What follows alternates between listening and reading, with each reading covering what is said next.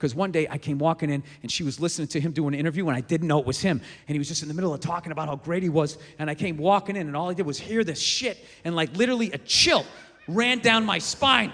And I just started thinking like, no, no, no! And I turned and I looked. Before it even registered that it was Kanye, my first thought was, oh, thank God. Oh, thank God. It's just a black guy. Oh, thank God. It's just a black guy. Bill Burr is a master of edgy comedy. He knows how to perfectly create discomfort in the audience and just how long to suspend them in that uneasy feeling.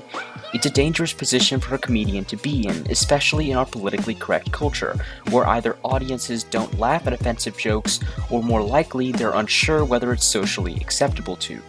But what Burr understands is that sometimes it takes an unsettling silence to create the most powerful comedic payoff. He's a comedian who never plays it safe, tackling the most controversial cultural issues of his time in the form of conversational rants. In this video, we'll analyze how Bill Burr uses the art of discomfort to win over the audience. I know. You don't believe me, dude. Okay. Next time Kanye's going off on himself, I'm telling you, just close your eyes, forget it's him, and really listen to what is coming out of this guy's mouth. He says shit like, I'm a genius. I'm a god. I'm Shakespeare.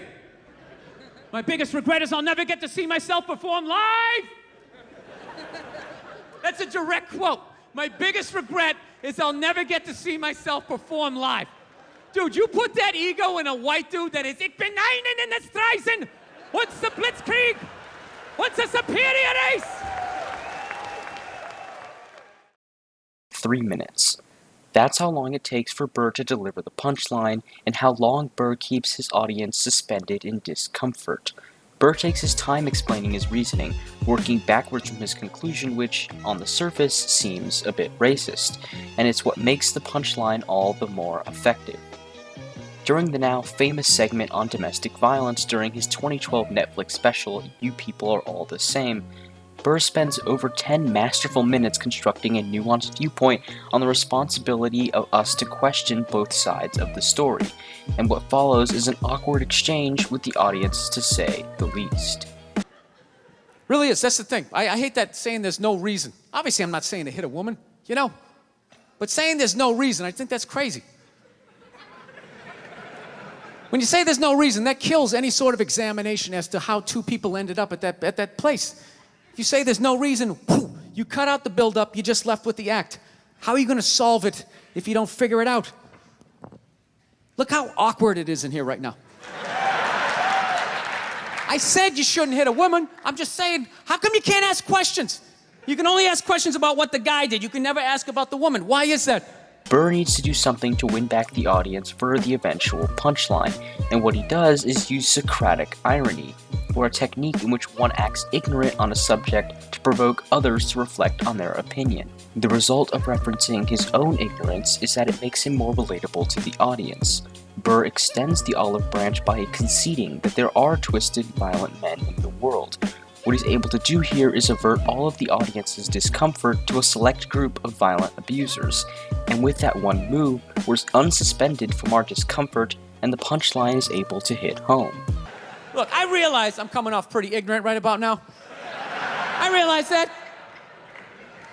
Let me extend an olive branch then, okay? I realize that there's some animal guys out there, okay? Horrible guys, you know, have a rough day at the factory, come home, tuna casserole, and just start swinging, all right?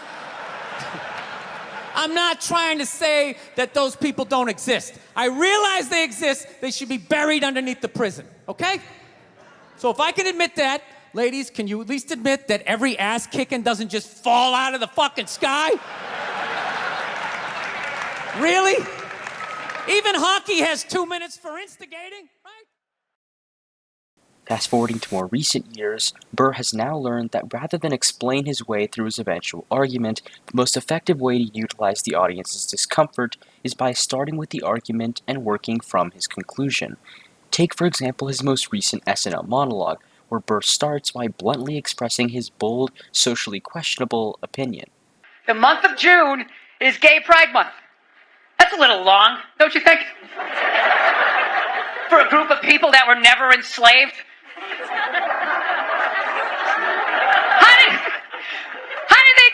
June.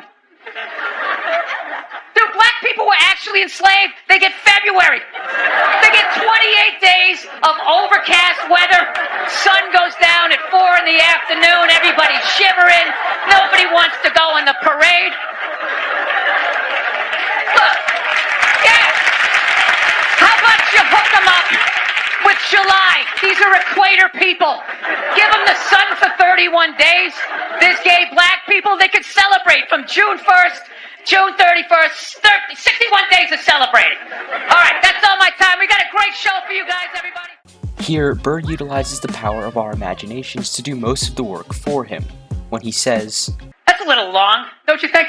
the possibilities of where this joke is going puts the audience in a position of discomfort, but also makes our imagination think about where he's going next.